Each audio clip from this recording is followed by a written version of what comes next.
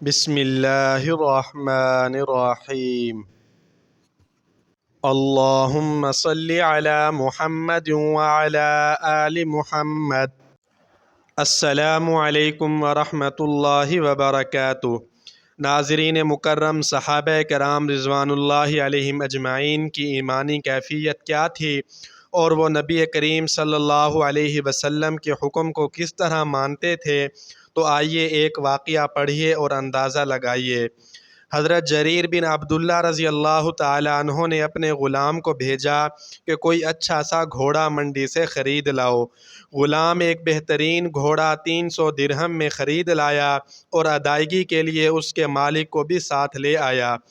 حضرت جریر رضی اللہ عنہ نے جب گھوڑا دیکھا تو ان کو وہ گھوڑا 300 درہم سے زیادہ قیمت کا معلوم ہوا۔ آپ نے مالک سے کہا کہ اس کی قیمت زیادہ کرو، تمہارا گھوڑا اعلیٰ نسل کا ہے۔ اس نے کہا کہ 400 دے دیجئے۔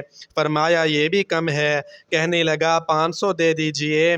فرمانے لگے شاید تمہیں گھوڑوں کی نسل کی شد بد نہیں، یا پھر تم بہت مجبور ہو، میں تمہیں تمہاری مجبوری اور لا علمی کا نقصان نہیں پہنچنے دوں گا۔ اس کے بعد حضرت جریر رضی اللہ عنہ نے 800 درہم دے کر اس سے وہ گھوڑا خرید لیا۔ گھوڑا بیچنے والا دعائیں دیتا ہوا رخصت ہوا تو غلام نے تعجب سے کہا کہ اچھا بھلا وہ اپنی مرضی سے 300 میں بیچ رہا تھا، آپ نے خواہ مخواہ اتنے پیسے دے دیے۔ حضرت جریر بن عبداللہ رضی اللہ عنہ نے فرمایا کہ خواہ مخواہ نہیں دیے، بلکہ رسول اللہ صلی اللہ علیہ وسلم سے کی گئی بیعت کی وفا میں دیے ہیں۔ مجھ سے رسول اللہ صلی اللہ علیہ وسلم نے بیعت لی تھی کہ میں اپنے مسلمان بھائی کی خیر خواہی کروں گا، اس لیے مجھے اپنے نفع کی نسبت اپنے مسلمان بھائی کے نفع کی زیادہ فکر رہتی ہے۔ اس واقعہ کی روشنی میں ہم اپنا جائزہ لیں کہ جب ہمارے پاس کوئی بندہ مجبور ہو کر کوئی چیز فروخت کرنے آتا ہے، وہ پلاٹ ہو یا گاڑی یا کچھ اور، تو ہم 100 والی چیز کا 50 ریٹ لگاتے ہیں اور خود کو عاشق رسول بھی سمجھتے ہیں۔